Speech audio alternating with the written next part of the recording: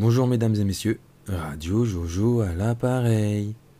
Aujourd'hui, chronique littéraire. On parle du rapport Pittet. Qu'est-ce que c'est le rapport Pittet ? C'est une mission installée en juin 2020 à la demande du président de la République, Emmanuel Macron, qui a achevé ses travaux en mars 2021, c'est écrit dessus, et dont l'objectif est de mettre en lumière les forces et les faiblesses françaises dans la gestion de la crise du Covid-19 en comparaison internationale. Donc l'objectif, c'est pas de pointer les responsabilités, c'est pas non plus de faire un classement des pays, c'est juste de regarder, qu'est-ce qu'on a bien fait, qu'est-ce qu'on a mal fait par rapport aux autres, voilà. Donc cette mission, elle s'est appuyée sur des travaux scientifiques et sur près de plus de 200 personnalités du monde de la santé, du monde économique, de la sphère sociale, publique, internationale, et même des experts en sciences humaines et sociales. Donc c'est du sérieux. La mission s'est efforcée de procéder à une évaluation en comparaison internationale, une appréciation de la pertinence de la rapidité et de la proportionnalité de la réponse apportée à la crise. Donc on va regarder est-ce qu'on a répondu vite ou pas, et est-ce qu'on a répondu de manière cohérente ou pas. C'est très sérieux. Et enfin, elle va formuler des recommandations pour rendre le pays plus réactif et résilient face aux crises sanitaires, qui, comme tout le monde, chacun sait, vont se multiplier d'ici 2050, puisque apparemment on va en avoir toutes les 5 minutes maintenant. Cette mission, elle a tenté d'adopter autant que possible une approche pluridisciplinaire pour rendre compte de la complexité de la crise. Et ça, pour le coup, c'est vrai que c'est bien. Alors, qui sont les membres de la mission ? Alors, on a Laurence Boone, chef économiste de l'OCDE et directrice du département des affaires économiques. Professeur Anne-Marie Moulin, directrice de recherche honoraire au CNRS. Laboratoire Sphère. Monsieur Raoul Briet, président de la Chambre, maintenu à la Cour des comptes. Docteur Pies Parnex, médecin de santé publique et d'hygiène hospitalière au Centre hospitalier universitaire de Bordeaux. Et bien sûr, le directeur président de la mission, professeur Didier Pittet, médecin-chef du service de prévention et contrôle de l'infection aux hôpitaux universitaires et facultés de médecine de Genève. Monsieur Pittet, docteur Pittet, je vous mettrai son Wikipédia en 2 secondes. C'est un mec qui est né dans les années en 57 à Genève, c'est un Suisse. Il est infectiologue et épidémiologiste. Il est spécialiste de l'hygiène des mains et du contrôle des infections. Et en 95, il a découvert que on se met du gel hydroalcoolique, c'est mieux que se laver les mains. Donc il est popularisé pour l'avoir... il est connu pour l'avoir popularisé, comme c'est écrit là, mais c'est pas l'inventeur, contrairement à ce que des fois on dit souvent. Donc voilà, il a travaillé pour l'hôpital universitaire de Genève et il est connu pour sa lutte contre les infections nosocomiales en particulier, qui ont été largement réduites grâce au gel hydroalcoolique. Et donc notre ami et président Emmanuel Macron a choisi de lui déléguer la présidence de cette commission qui se veut indépendante sur la gestion de la crise du Covid-19. Et donc on va voir ce qu'il nous raconte à l'intérieur de ce rapport. Pourquoi lire le rapport Pittet ? Premièrement, pour de la documentation générale autour de la crise du Covid-19 qui est une crise sans précédent. On a fait une vidéo précédente, je remettrai la couverture sur... Covid-19, The Great Reset de Klaus Schwab et de Thierry Malray, qui avait attiré mon attention. Et là, on continue de se documenter sur la crise du Covid-19. Et donc, à travers ce rapport, on va avoir un détail et une analyse générale de l'action du gouvernement français. La deuxième raison pour laquelle on lit ce rapport, c'est parce que c'est une version officielle. C'est-à-dire que là, vous avez en face de vous, dans cette vidéo, le détail d'un rapport commandé par le président de la République et dont, en tout cas, il s'entargue dans les différentes interviews que je mettrai également en photo, là, vous les voyez, dont le président se targue d'avoir été en totale indépendance de quelque pression qu'elle soit. C'est-à-dire qu'on va vraiment avoir une analyse exhaustive, a priori, de l'action du gouvernement. Et pourquoi c'est intéressant d'avoir une analyse exhaustive de l'action du gouvernement ? Parce qu'effectivement, à travers l'année qui vient de s'écouler, on a pu voir et entendre des centaines de milliers de choses sur le Covid-19, comment lutter, comment pas lutter, qu'est-ce qu'ils ont fait à droite, qu'est-ce qu'ils ont fait à gauche, machin, dans tel pays. Là, ça commence en mars 2020, ça s'étire jusqu'en mars 2021, Et on a voilà, sur une belle année complète, hein, on a une compilation des données, des actions, et voilà, et ce qui est répertorié et de manière officielle. C'est ça quelque chose qui sera la conclusion de cette analyse. Le commentaire qu'on pourra en faire sera un commentaire, je dirais, basé sur les informations et sur les données gouvernementales, et pas sur autre chose. Parce qu'effectivement, il y a aussi une raison pour laquelle on lit ce rapport, c'est que souvent, quand on se met à critiquer le gouvernement, on devient complotiste. Hein. Moi, on me l'a déjà dit plusieurs fois, ouais, t'es complotiste, ta façon de voir les choses, c'est complotiste, tout simplement parce que je ne crois pas à la bonne foi complète du gouvernement sur la gestion de cette crise, et je pense effectivement qu'il y a de l'instrumentalisation, de la peur. D'ailleurs, on est nombreux, je suis pas le seul. Et donc là, c'est un petit peu le moyen un peu de départager les moutons, hein, je suis désolé de les appeler comme ça, et les complotistes, hein, je suis aussi désolé de les appeler comme ça. Mais donc à travers ce rapport, on va essayer un peu de trouver une troisième voie, une voie un peu plus juste, un peu plus claire, un peu plus honnête sur ce qu'a fait, bien d'ailleurs parfois, mal peut-être parfois aussi, le gouvernement, et essayer de comprendre ce qui est derrière.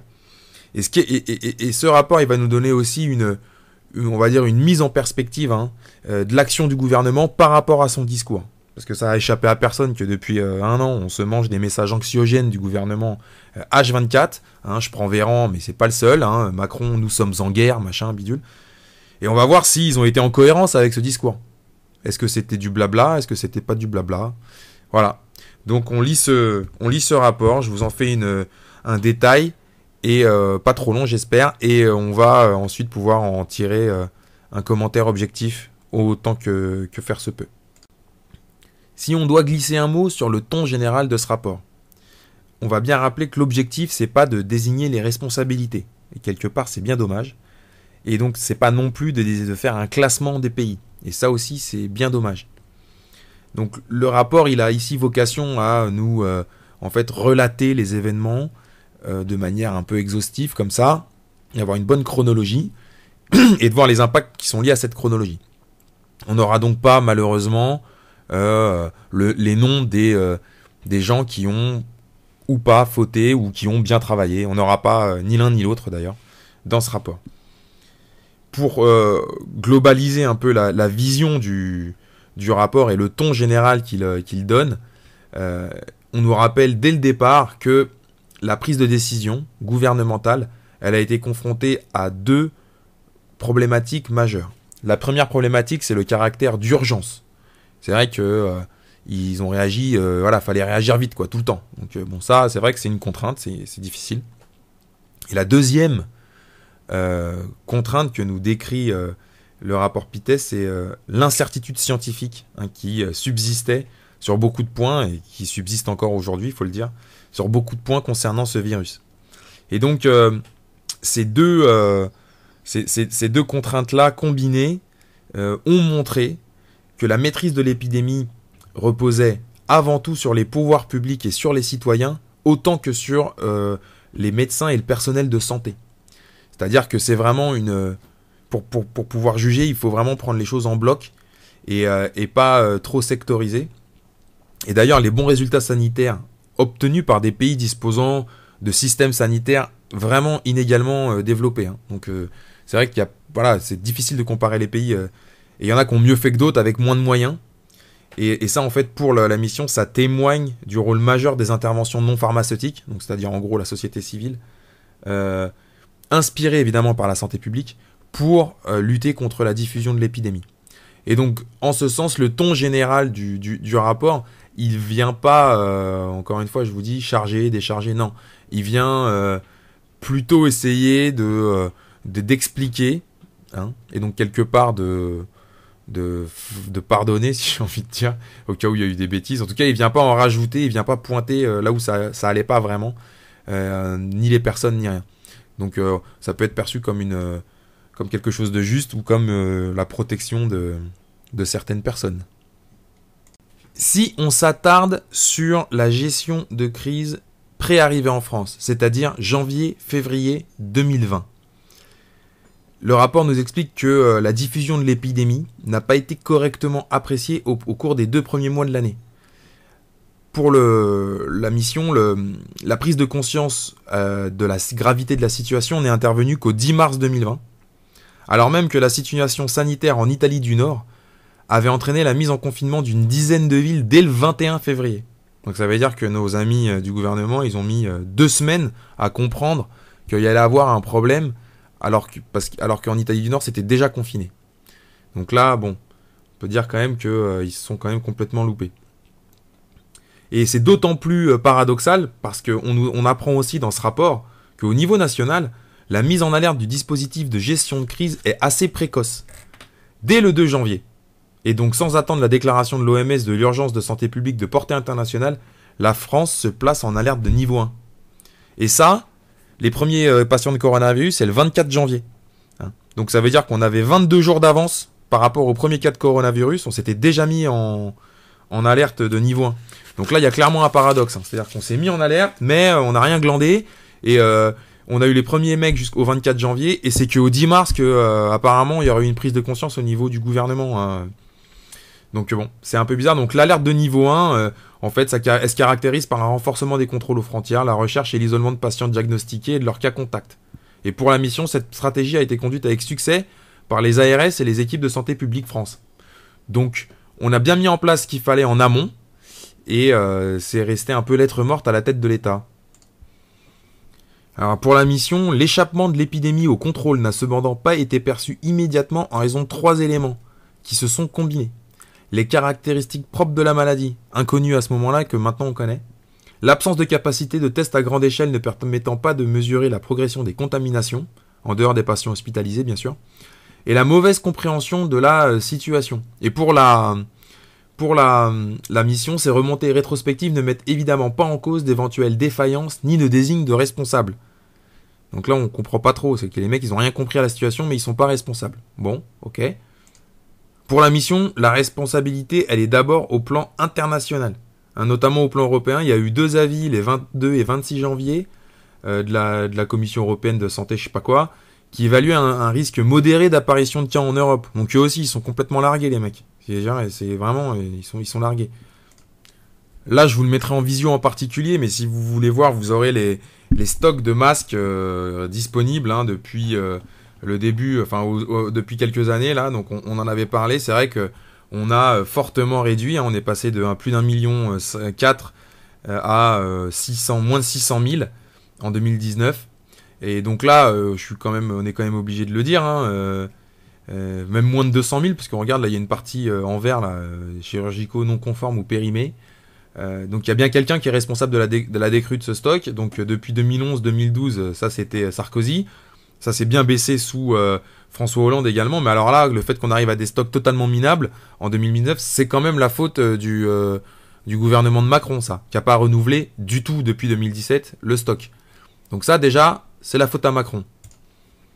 Ensuite, si on veut parler des tests, il faut quand même préciser que le rapport nous explique que les capacités françaises de tests sont restées longtemps très inférieures aux pays comparables. Et là, je vous mets le graphique qui est très clair, qui nous montre le nombre de tests journaliers pour 100 000 habitants 30 jours après qu'un pays ait atteint un taux de mortalité de 10 décès par million d'habitants. Donc c'est une espèce de seuil qui devrait déclencher, on va dire, des tests massifs. Bon bah là, on voit la France, on est tout pourri. Si vous regardez bien, vous voyez, on est 1, 2, 3, 4, 5... On est le 6e en partant de la fin. Il y a 6e en partant de la fin. 48 tests pour 100 000 habitants, 30 jours après que le pays ait atteint un seuil de 10 décès par million d'habitants. Pour comparaison, l'Allemagne, ils font genre 10 fois plus. Ils en sont à 434. Alors bon, moi je dis pas qu'on doit faire comme l'Allemagne, mais la moyenne européenne des 25, c'était quand même 3 fois plus. C'était 125. Donc là, sur les tests, on était totalement naze. Et alors, pourquoi ? Alors, ils nous l'expliquent aussi dans le rapport, ils nous le disent, d'autres ressources mobilisables, telles que les laboratoires de recherche, et surtout les laboratoires vétérinaires, ont été ignorés au début de la crise. Alors, c'est vrai qu'il y a aussi un élément technique, c'est que dans les laboratoires allemands, il y a eu des plateformes c'est des plateformes ouvertes, ils peuvent mettre, c'est plus facile de mettre plusieurs réactifs là pour faire... je sais pas quoi, et nous en France on a un parc de machines fermées, machin. Cela dit, ça change rien, on pouvait utiliser les laboratoires vétérinaires, et là je mettrai un article, ça a été ignoré par le gouvernement, ça a été ignoré, tout simplement et tout bonnement, et là je vous mettrai aussi en comparatif le nombre de tests France-Allemagne, et vous allez voir, donc là les tests, c'est le choix du gouvernement d'avoir ignoré cette possibilité. Enfin, si on doit pointer une dernière défaillance, c'est le système d'information qui ne permettait pas une couverture complète des besoins d'information pour la gestion de la crise. Il n'y a aucune consolidation entre les résultats des tests diagnostiques et tout ce qui va bien. Donc c'était un peu difficile, et ça, bon, on va pas l'imputer à Macron, c'est en effet peut-être un problème de gestion générale de l'administration française, de l'État, voilà, et qui a été mis aussi en exergue pendant cette gestion de crise, et là on l'a vu. C'est-à-dire que bon, on a sur le coup, là, on n'a pas réussi à gérer correctement. Si on prend la deuxième tranche définie par le rapport au niveau chronologique, c'est-à-dire mars-mai 2020, pendant le confinement, très restrictif, qui a réussi à freiner l'épidémie au prix de lourdes conséquences économiques et sociales, mais également de reports de soins préoccupants. Là, je vous mettrai le graphique 34, page 97, qui mesure l'activité des professionnels de santé libéraux pendant le premier confinement, S13 à S19. Et sur l'ensemble de la période du 15 mars au 31 décembre 2020. Donc voilà, la comparaison, elle est... Il y en a, ça va... La chirurgie dentaire, c'est jusqu'à moins 100% quasiment. Il n'y avait plus de dentistes ouverts, les mecs. Donc je connais quelqu'un qui avait une rage de dents pendant le confinement, je peux vous dire qu'il n'était pas bien. Voilà, vous voyez les sages-femmes, moins 20%, médecine générale, moins 20%, médecins spécialistes, moins 50%. Donc effectivement, il y a eu... ça a été très lourd, ça, à ce niveau-là. Et ça, peut-être qu'on en reparlera l'année prochaine. Donc je vous mettrai les différentes chronologies des actions qui ont été prises. Donc à partir du 8 mars, la fermeture des établissements scolaires, jusqu'au 17 mars, où il y a eu la mise en place du confinement. Donc on rappellera quand même que le confinement il a été mis en place le 17 mars et que le 15 mars se sont tenues des élections générales dans le pays, sans aucun problème apparemment. Donc les mecs en 2 jours ils auraient changé d'avis. Donc ça, le rapport en parle pas trop. Je sais pas si c'est pourquoi, mais c'est vrai qu'on a le droit de se poser la question, même si on a vu des études passées qui nous expliquent que ça va pas aider à diffuser l'épidémie. Dans ces cas-là, on se demande pourquoi depuis on n'a plus de tenue d'élection, par exemple. Si ça aidait pas à diffuser l'épidémie, on aurait pu refaire les élections juste à la fin du confinement. C'est pas le choix qui a été retenu. Là, ils en parlent pas dans le rapport, évidemment. Par contre, ils précisent quand même que la décision de confinement apparaît plus tardive au regard de la dynamique de l'épidémie. Là, je vous mets le graphique 31 qui le montre. Et on le voit très clairement, la France est toujours en dernier, c'est le point vert foncé, toujours en dernier lors des prises de décision, après avoir passé le seuil de 0,1 morts confirmés du Covid pour 1 million d'habitants. On voit par contre que si on regardait la dernière ligne, contrôle aux frontières, on était les premiers, moins 20. Mais bon, après, voilà, on a été à l'annulation des événements, on a été dans la moyenne, vous le voyez. Puis après, on est tout le temps les derniers. Italie, Espagne, Allemagne, tout le monde est devant nous. La décision en France intervient 10 jours après le franchissement du seuil. Donc c'est tardif. Et c'est bien une décision politique de la part de Macron et pas autre chose. Alors sur cette période, c'est vrai qu'il y a quand même eu un sacré pic. Il y a près de 100 000 patients qui ont été hospitalisés pour la prise en charge de la Covid entre le 1er mars et le 31 mai, dans tous les hôpitaux de France, 20% d'entre eux ayant requis un passage en réanimation. Au point culminant de la crise, ça a été le 8 avril. 7148 patients hospitalisés en réanimation en même temps sur tout le territoire. Donc là, effectivement, il y a une grosse pression. Alors le rapport nous souligne la réactivité du système hospitalier qui a permis de répondre à l'afflux brutal de patients. Même si la médecine de ville a été laissée de côté, et la réponse aux besoins des EHPAD a tardé. Donc là encore, la médecine de ville laissée de côté, c'est un choix politique. On va le rappeler, c'est Macron qui a décidé de faire ça. Je vous mettrai un petit article ou deux là qui illustre ça très bien. Quoi qu'il en soit, la mission salue de manière forte la réactivité et l'adaptabilité du système hospitalier. Donc là, je vous mettrai en parallèle, depuis tout à l'heure, le nombre de lits en soins intensifs pour 100 000 habitants, où on se rend compte que la France est pas très très très bien, ni très très très mal classée d'ailleurs. Elle est dans la moyenne, si ma mémoire est bonne. Voilà, on se retrouve à 16,3 lits pour 13 lits dans l'Union des 14, dans l'Union européenne. 34 en Allemagne, encore une fois. Bon, sachant que c'est compliqué parce que compiler les données comme ça, tout n'est pas classé de la même manière, c'est un petit peu comme les tests PCR, on compte les tests PCR au global, mais on sait que tous les pays retiennent pas de la même manière, tous les laboratoires non plus. Donc là voilà, c'est la même chose. Bon bref, il y a une polémique sur les lits, Et ça s'est vu pendant la crise du Covid. Et ça, c'est pas à la charge de Macron. Par contre, s'il continue de fermer des listes, ce qui semble être le cas, ça sera bien et bel évidemment sa responsabilité dans les années qui viennent. Pour la mission, la troisième séquence qui se déroule de mai à octobre 2020, donc la préparation et la sortie du confinement, ça marque une évolution positive en termes de stratégie et de gouvernance. Même si la tentative de reprise de contrôle de l'épidémie par une meilleure anticipation aura échoué, alors même que il y avait un rebond de l'activité économique. Le problème, c'est que d'un point de vue de la mission, le gouvernement n'a pas proposé de réelles règles du jeu pour bien comprendre les enjeux par rapport à ça et pour avoir de la lisibilité par rapport à ce qui était demandé aux gens.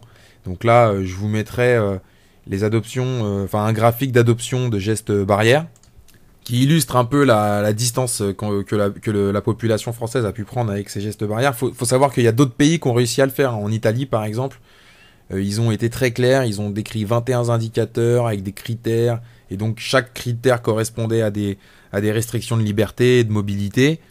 Donc tout ça c'était très clair, et ça s'est mieux passé en Italie par exemple que en France. Donc ça encore une fois, c'est à la responsabilité du gouvernement, encore une fois, qui n'a pas été correct dans sa communication et dans son anticipation. D'ailleurs la mission le dit, il y a sur ce point un défaut d'anticipation qui conduira ensuite le gouvernement à déterminer au fil de l'eau les indicateurs de pression épidémique et les seuils d'alerte entraînant des mesures d'endiguement calibrées également au fur et à mesure.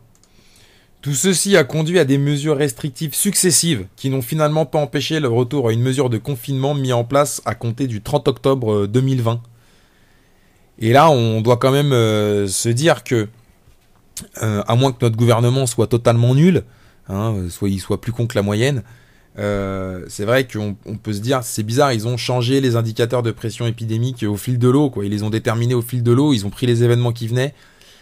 Et ça, par exemple, pour des gens qui sont catégorisés complotistes, ça participe à cette perception-là, puisque les mecs sont changeants tout le temps, ils sont toujours en train de tortiller du cul et de sauter sur une jambe puis sur une autre pour vous expliquer la pression épidémique. Et ce manque de cohérence peut être perçu comme de la mauvaise gestion, peut être perçu aussi comme de la manipulation. Ça, après, détricoter, c'est pas évident.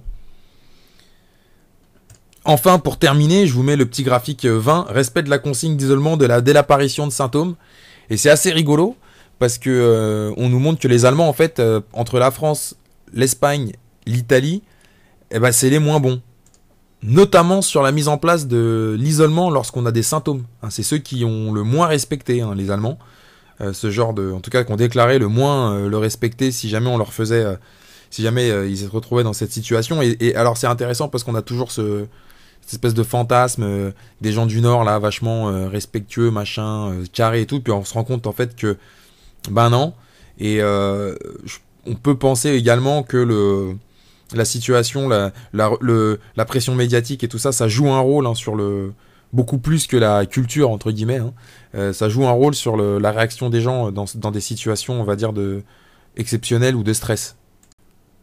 Si on s'attarde un petit peu sur la comparaison internationale que nous propose la mission, elle a privilégié l'excès de mortalité pour estimer, parce que sinon c'est effectivement, comme je disais tout à l'heure, les cas, tous les tests sont pas faits de la même manière, le service de santé, c'est pas le même, donc en fait ils ont choisi de mettre en exergue l'incidence de la pandémie sur la mortalité pour mieux voir comment ça s'est passé dans chaque pays. Donc ça c'est relativement honnête. Parce qu'effectivement, c'est pareil, si on attribue que les morts du Covid, tout le monde le fait pas de la même manière, il y a les comorbidités, tout ça. Donc l'excès de mortalité, on peut considérer que c'est quelque chose de relativement honnête. Et alors, la mission, elle a déterminé 3 groupes. Donc les pays peu ou pas affectés, qui représentent la grande majorité des pays du monde, soit 120 pays sur 179, qui ont eu un excès de mortalité d'entre 0 et 500 décès par million d'habitants. Donc c'est le cas de presque tous les pays en Asie, en Afrique et en Océanie, et quelques rares pays du nord de l'Europe. Ensuite, on a les pays affectés. 26 pays sur 179 qui ont eu entre 500 et 1000 décès par million d'habitants. C'est le cas essentiellement de pays du nord ou de l'est de l'Europe, comme l'Allemagne, certains pays d'Amérique centrale ou encore l'Afrique du Sud. Et enfin, on a les pays très affectés. Il y en a 33 sur 179 qui ont plus de 1000 décès par million d'habitants. Et pour certains, jusqu'à 2000 décès. C'est essentiellement les pays européens, les États-Unis et plusieurs pays sud-américains. Et alors, bon, ce qu'il faut retenir, c'est qu'au 1er mars 2021, la France figurait dans le groupe donc, des pays très affectés, c'est-à-dire les 33, si on devait faire un classement, même s'ils ne le font pas, mais c'est les 33 plus mauvais. Et on serait en ventre mou, quoi, milieu de classement, une position intermédiaire. La France a ainsi traversé une deuxième période épidémique d'une durée et d'une intensité proche de nombreux pays, alors que initialement, elle avait été confrontée à un choc épidémique beaucoup plus important que la plupart des pays européens. On semble occuper une position médiane, à impact sanitaire équivalent. Les plus de 85 ans ont été plus fortement affectés en France qu'au Royaume-Uni ou aux États-Unis, mais beaucoup moins qu'en Espagne ou en Pologne.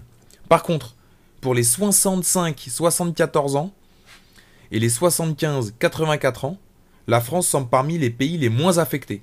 Donc ça, c'est un peu bizarre. Alors que les pays qui avaient connu un choc initial important ont connu un excès de mortalité analogue ou plus faible lors de la deuxième vague chez les plus de 85 ans, donc chez les gens vraiment à risque. Et ça, c'est vrai pour les États-Unis, l'Espagne ou le Royaume-Uni. Bah nous, c'est l'inverse. C'est à la deuxième vague, c'est un excès, il a augmenté sur cette population-là pendant la deuxième vague. Donc bon, si on doit comparer internationalement, faut souligner quand même que la France fait partie des pays du monde qui ont fermé le moins longtemps les établissements scolaires. Là, je vous mettrai le graphique aussi, depuis le début de la pandémie, alors qu'elle faisait partie des pays les plus affectés par le virus. Donc ça, on va dire, bon, à la limite, on peut le mettre au crédit de Macron, quoi. Ils ont laissé les écoles ouvertes un peu plus longtemps qu'ailleurs. Les mesures de confinement ont eu un impact économique proportionnellement plus élevé en France que dans de nombreux pays. Et là, je vous mettrai le graphique 35, je crois, qui va vous montrer ça. Il y a une corrélation apparaît entre le confinement et la chute du PIB, bon, ça évidemment. Et les écarts de perte de production entre pays semblent ainsi liés pour l'essentiel à l'intensité des mesures de confinement. Donc c'est sûr que plus on confine, plus les économies elles prennent cher. Ça, je pense qu'il n'y a pas besoin d'avoir fait la mission pour le comprendre. Mais bon, voilà, fallait le rappeler. Si on passe à la conclusion de la mission, on peut dire qu'elle est un peu particulière. La mission s'est forgée la conviction que les réflexes souverainistes, réapparus avec la détresse voire la panique déclenchée par l'épidémie, sont peu adaptés à la gestion d'une crise de manière efficace, et que la coordination doit refléter le débat démocratique sur ces questions au sein des peuples et entre eux. Les réponses les plus efficaces ont été celles des pays asiatiques qui ont pu et su déployer de manière précoce des mesures de prévention, ainsi qu'un système d'isolement, de tests et de traçage très strict. La France, comme ses voisins européens affectés par le choc initial, a été amenée à prendre un ensemble de mesures de confinement généralisées. Ces mesures drastiques ont permis, lors du choc initial, de réduire considérablement la circulation du virus, même s'il est difficile de mesurer l'efficacité de chacune prise isolément. Donc ça, quand même. Rétrospectivement, des mesures comme les fermetures totales des écoles et de certains commerces semblent avoir eu un coût économique et social excessif au regard de leur impact sur l'épidémie.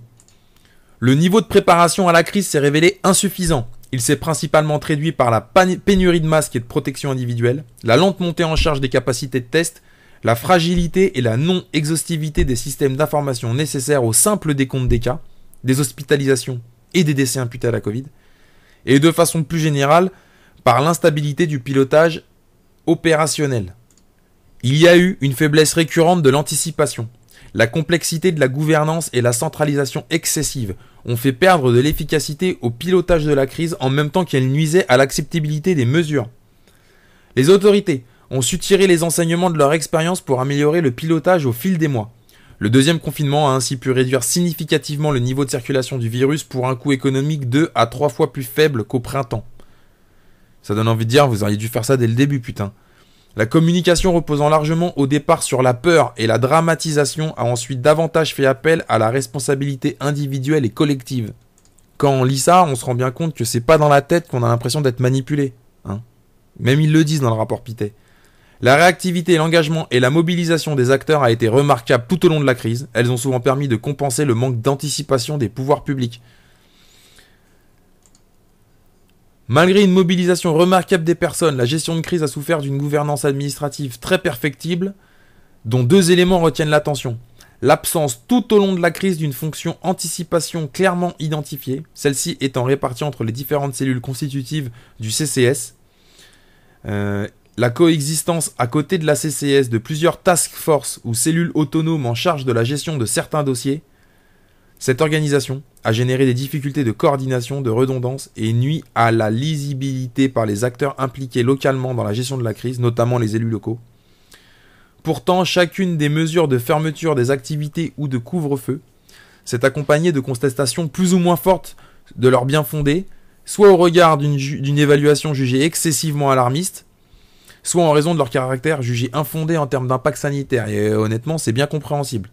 Là, on aura le degré de confiance dans les capacités du gouvernement à gérer la crise sanitaire et ce sera un très beau graphique. Par exemple, le pilotage de la politique de test est une illustration du déficit d'anticipation. Pilotage trop vertical, pas stratégique et anticipatif, sollicitant peu la société civile. Voilà, le pilotage de crise est resté dominé par un manque d'anticipation et de maîtrise stratégique sur les tests. C'est incroyable quand même. Faute d'avoir pu maîtriser la diffusion de l'épidémie, une nouvelle décision de confinement a dû être prise en octobre, comme on le disait. Cette décision apparaît tardive au regard de la croissance du nombre de cas diagnostiqués qui s'attablait à près de 50 000 à la veille de l'annonce de la décision de confinement. Donc les mecs, ils ont attendu qu'on soit au plus haut pour confiner. Ils sont totalement à l'ouest. Sachant qu'en plus, 50 000, petit encadré spécifique là, mais c'est 50%, parce que selon les pays, en fait, des fois on dit il nous manque 50% des cas, des fois il nous manque 0% des cas. Là, vous verrez, la Suède, ils ont tous les cas, nous, il nous en manque la moitié. Bref, on sait pas pourquoi, donc c'est n'importe quoi. Mais quand même, l'absence de données exploitables a néanmoins conduit à un manque de rationnel sanitaire, en particulier en matière de restriction de l'activité. La fermeture de l'ensemble des commerces dits non essentiels, puis la fermeture de certains rayons de supermarchés ne se sont pas appuyés sur des données permettant de justifier les choix opérés. Donc ça a été arbitraire. Ces mesures sont par ailleurs, du point de vue de la politique de la concurrence, de mauvaises administrations puisqu'elles réduisent l'offre proposée aux consommateurs et peuvent avoir un effet durable sur les comportements des consommateurs qui pourraient recourir aux plateformes de commerce électronique et garder cette habitude après le confinement au détriment des commerces physiques. Et là, on peut que renvoyer au livre de Klaus Schwab et Thierry Malray, que je remettrai la couverture, The Covid-19, The Great Reset, qui nous parle explicitement de la digitalisation de l'économie à vitesse grand V grâce au Covid. Donc là, encore une fois, est-ce qu'on est paranoïaque ? Je ne sais pas. Mais j'ai l'impression que non, en fait. Si on doit se risquer à un commentaire, premièrement, on aurait pu parler encore de plein de choses. C'est vrai que le rapport Pittet, il est rigolo parce qu'il nous décrit l'action du gouvernement, mais il veut pas classer, il veut pas charger, il veut pas désigner les responsabilités. Mais c'est ce qu'il fait intrinsèquement. Donc si on s'en prend et qu'on déroule la liste des actions du gouvernement, la première chose qui est objective quand on lit ce rapport, c'est que le bilan du gouvernement en France, il est catastrophique. Premièrement, je vous rappelle, dans la liste des pays affectés, pas trop affectés, on est dans le groupe le pire et on est en milieu de tableau. C'est-à-dire que dans les pays où, on va dire, t'as pas de chance, t'es dans les pays qui ont été le plus affectés par le virus, un manque de chance, ou autre, voilà, les soins peut-être, enfin bon voilà. Résultat, ce qui s'est passé, c'est quoi ? C'est que t'es au milieu de tableau des plus nuls. Donc t'es naze, t'es un mauvais. Et à travers ce prisme-là, qu'est-ce qu'on en voit derrière ? Que sur les tests, on a fait de la merde et qu'en plus c'était une décision politique de Macron, qui ont ignoré, je l'ai mis tout à l'heure, qui ont ignoré la possibilité d'augmenter la charge de test. Sur les masques, c'est Macron aussi, ça fait depuis 2017, le stock de masques il a été divisé par je sais pas combien, 3 ou 4. Bah voilà, il y a eu toute la politique de restez chez vous, on le rappelle, au début de la pandémie, prenez du Doliprane, restez chez vous, vous venez à l'hôpital que si vous êtes malade et tout ça. Et en corollaire de cette décision-là qui était déjà aberrante, c'est-à-dire d'attendre que la maladie soit très grave pour aller se faire soigner, ce qui est totalement à rebours de n'importe quelle action cohérente, puisque il faut prendre ça au plus tôt, a priori, quand même, pour soigner les gens, c'est toujours mieux de les prendre au début, les maladies, ça paraît logique. Il y a eu aussi l'impact du report de soins. Et là, je voudrais préciser une petite chose, c'est en parlant avec des gens qui travaillent à l'hôpital, eux, ce qu'ils vous disent, c'est qu'ils ont vraiment eu l'impression qu'il y a eu une hiérarchisation des patients et qu'un patient Covid, il valait plus qu'un patient, un cancéreux par exemple. Ce qui fait que ils ont réussi à diviser les gens selon la maladie à laquelle ils étaient confrontés. Et c'est vrai que par exemple, si tu avais un suivi pour ton cancer, bah tu passais derrière le mec qui venait d'arriver pour le Covid. Alors évidemment, on va dire oui, mais l'autre c'est en urgence, machin, c'est très bien, mais à un moment donné, quand toi t'as un cancer, je veux dire, pourquoi on arrête de te suivre pendant des mois? Parce qu'il y a des mecs qui ont des problèmes respiratoires. C'est quoi le truc? Moi je suis désolé, j'aurais le cancer, je serais dans le cas des gens cancéreux, je serais pas d'accord. Et on parle même pas, là on mettra pareil des articles parce que c'est facile à trouver sur le net, mais de tous ceux qui n'ont pas pu être diagnostiqués à temps et qui vont avoir des problèmes dans les années qui viennent. J'ai vu des articles passer, là, peut-être que ça en sera un autre, mais il parlait déjà de 3, 5, 10 000 morts. Allez, 3 000, 5 000 quoi, il disait. En fourchette basse. Donc c'est quand même pas rien l'impact. Et ça a été clairement une injustice qui a été voulue par le gouvernement. Donc si on s'en tient purement aux actions du gouvernement qui sont décrites dans ce rapport, même si nos amis ils essayent de l'enrober, c'est un bilan qui est calamiteux, quoi. Les mecs ils ont rien réussi. Ensuite il y a une deuxième chose qui est vraiment flagrante, qui saute aux yeux quand on lit ce rapport et ils en parlent, hein, c'est le paradoxe entre le discours et les faits du gouvernement. Je rappelle, hein, au départ, on s'est mis en alerte au 2 janvier, c'est-à-dire 22 jours, 3 semaines avant qu'on ait même détecté le premier cas de Covid en France. Donc, il y a eu une prise de conscience rapide, mais alors après, l'action du gouvernement, ça a été l'inverse. Hein, je remettrai donc, on a parlé des élections, mais je remettrai un article qui rappelle que Macron, 10 jours avant de nous confiner totalement, nous incitait à aller au théâtre, hein, en disant oui, on va pas laisser le virus, nanana, je sais pas quoi, donc, nous incitait à aller au théâtre. Pour que 10 jours après, ils te disent « Nous sommes en guerre », carrément. Je sais pas si tu vois le truc. Et là, il y a eu tout un discours de peur, de manipulation qui a été relayé donc par Macron, évidemment, qui est initié par Macron, en tout cas, relayé par Véran. Et là, je mettrais des Karine Lacombe et je sais pas combien de médecins de l'INSERM et tout, là, les mecs du conseil scientifique qui sont venus faire peur aux Français tous les jours, à toutes les antennes. Enfin, les mecs, on leur a donné on leur a donné le micro et tout. Mais il y a eu tout ça. Mais ce qui est assez frappant, c'est que quand on lit le rapport, bah, on se rend compte que entre ce discours qui est de peur, hein, vraiment de peur, et l'action du gouvernement, bah, il n'y a pas de cohérence. Et là, je rappellerai, c'est écrit dans le rapport à plusieurs reprises, on a pris des décisions de confinement tardives. C'est tardif, c'est-à-dire que t'es en retard, t'es le dernier. T'es encore en queue de peloton quand il faut agir. Alors que quand tu prends le micro, nous sommes en guerre. Vas-y. Si t'es en guerre, mon gars, tu commences... Enfin, je veux dire, t'es préventif, quoi. T'es proactif sur le truc, tu vois. Tu fais attention à ce que tu fais. Non, bah nous, on est en guerre, mais c'est la drôle de guerre, quoi. On est là, on attend que ça se passe. D'accord. Bon, super. Et on voit aussi ce paradoxe dans le discours et dans l'action, bah, c'est que nous, nos vieux, depuis 85 ans, on est le seul pays qui a été durement touché qui est dans le bloc des pays durement touchés. On est le seul pays qui a eu plus de morts de 85 ans, alors qu'on savait très bien depuis le début que c'est les personnes fragiles. Je remettrai l'article, je l'ai déjà mis pour Covid-19 The Great Reset, que dès mars, on savait qui était le profil, dès mars 2020, on savait très bien qui c'est qui allait mourir, qui étaient les profils des gens qui allaient mourir. Bah, les plus de 85 ans qui étaient la population fragile, bah eux, toi, t'as continué d'avoir une mortalité qui a augmenté. Alors que tu t'es en train de dire faut protéger, faut se protéger, faut se soigner, faut machin, faut bidule, faut truc, faut tout ça. Et derrière, l'action, c'est quoi? Bah, l'action, c'est... je sais pas, rien. Hein, pour les EHPAD, je mettrais aussi, il y a eu le Conseil d'État qui a refusé plus de tests, plus de choses. Enfin, c'est totalement incohérent. Et ce paradoxe-là, cette distance-là entre ce que je dis et ce que je fais, évidemment qu'elle pose un problème de fond, c'est-à-dire pourquoi cet écart? D'où vient-il? Sachant qu'en plus, même le rapport demandé par le gouvernement reconnaît qu'ils ont surfé sur la peur au début, qu'ils ont utilisé, qu'ils ont comment dire, construit leur discours autour de ça. Donc là, il y a vraiment une question de fond sur les intentions de notre gouvernement et tous les gens qui contestent et donc la version officielle du gouvernement et qui tombent dans le camp des complotistes. Bah, je suis désolé, mais pour l'instant, c'est quand même le plus rationnel. Hein. C'est pas nous, c'est pas ceux qui questionnent qui avons manqué de rationalité, c'est le gouvernement qui a manqué de rationalité, et c'est le rapport Pittet, commandé par le gouvernement de manière indépendante, qui le souligne. Donc, à ce stade, je veux dire, les gens qui continuent de croire que le gouvernement, ils sont, on va dire, rationnels et qui font les choses comme ils peuvent et tout, bah, je suis désolé, mais vous essayez d'enjoliver la situation. Hein. Vous avez un biais de perception positif, ou je sais pas comment on appelle ça. Alors évidemment, on peut prendre aussi un autre exemple, c'est celui des écoles ouvertes. Alors ça, dans le rapport, ils disent, regardez, on a été bien, on a laissé les écoles ouvertes et tout. Mais c'est vrai qu'à la lecture de cette manipulation de la peur, on va dire que si vraiment, voilà, ils ont cherché à manipuler la peur chez les gens on va dire pour les soumettre entre guillemets, et on verra à quoi juste après. Et ben effectivement, l'ouverture des écoles, elle a été en contrepartie des protocoles sanitaires totalement délirants, quoi. De mettre des masques à des enfants de 6 ans pendant toute la journée, de les faire jouer dans des cercles. Hein, je réussirai de retrouver des photos sur le net en même temps que je parle là, mais je pense que tout le monde l'a vu. Les faire cracher dans un gobelet en arrivant, le truc, machin. Enfin, je veux dire, il y a eu un climat délétère à l'école pour les enfants.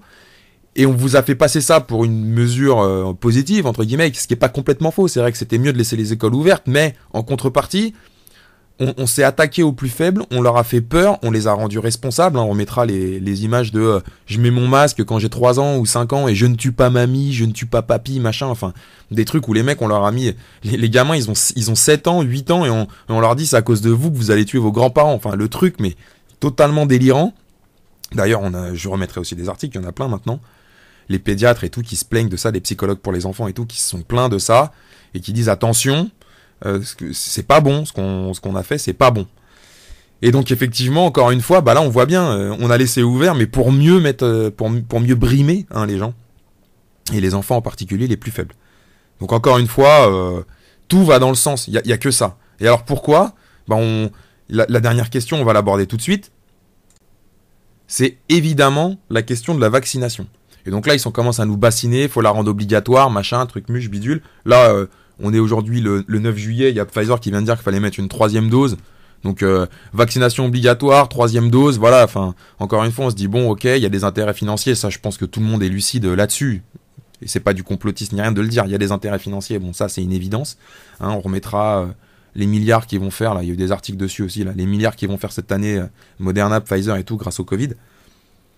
Mais surtout, c'est qu'on essaie de rendre la vaccination obligatoire aux soignants. Et alors, je sais pas si ceux qui écouteront cette vidéo, ils ont fait attention, mais on parle jamais des chiffres nosocomiaux, c'est-à-dire des gens qui sont contaminés à l'hôpital. C'est-à-dire qu'on est en train de vous dire qu'il faut rendre la vaccination obligatoire des soignants, parce que les personnes faibles, parce que ci, parce que ça, mais alors qu'au final, on aimerait savoir, il y en a combien des gens à l'hôpital qui sont contaminés ? Et des statistiques, on en a. Parce que c'est pas qu'on n'en a pas. Des statistiques, on en a.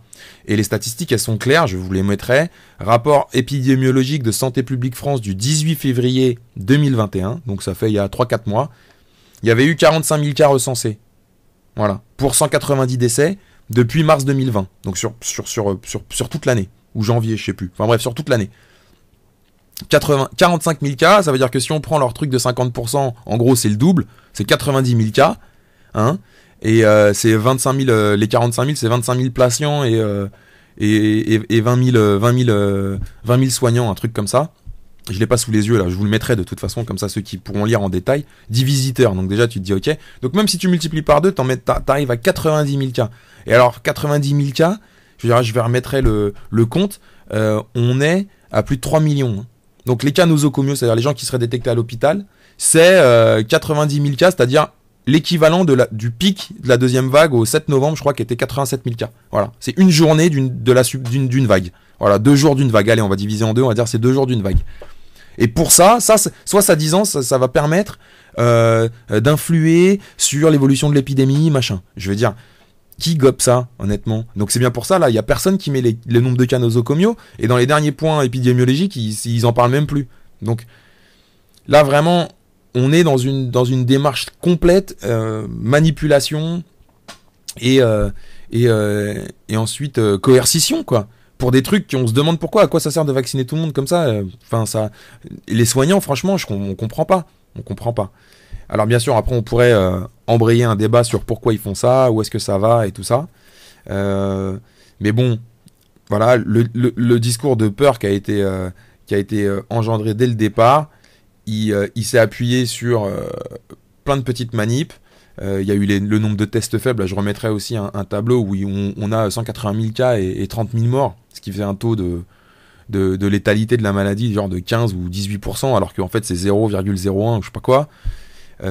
Et tout ça pose quand même question. Et les gens qui sont entre guillemets complotistes, hein, donc ce que moi on pourra me dire quand je tiens le discours que je tiens là, mais ben aujourd'hui ils sont dans la rationalité. et il s'appuie sur le rapport gouvernemental pour ça. Voilà. Voilà, on était le 9 juillet 2021 à midi. On termine cette vidéo, on vous embrasse fort. Tenez bon, gardez la tête froide, soyez rationnels. Le gouvernement, il a fait n'importe quoi et on espère vraiment qu'un jour, la justice va se pencher là-dessus. Si Dieu intervient et que Macron perd en 2022, peut-être qu'on aura un retour de flamme, notamment pour Buzyn, Édouard Philippe, Emmanuel Macron, Jean Castex et Olivier Véran, qui pour moi sont les 5 du gouvernement qui doivent clairement passer devant les juges, et pour simplement qu'on vérifie ce qu'ils ont fait, et pourquoi pas, et bien sûr nos amis du conseil scientifique qui ont conseillé de manière totalement merdique et de manière totalement totalitaire, parce que là il n'y a pas d'autre mot, l'action du gouvernement. Je vous embrasse fort et à bientôt.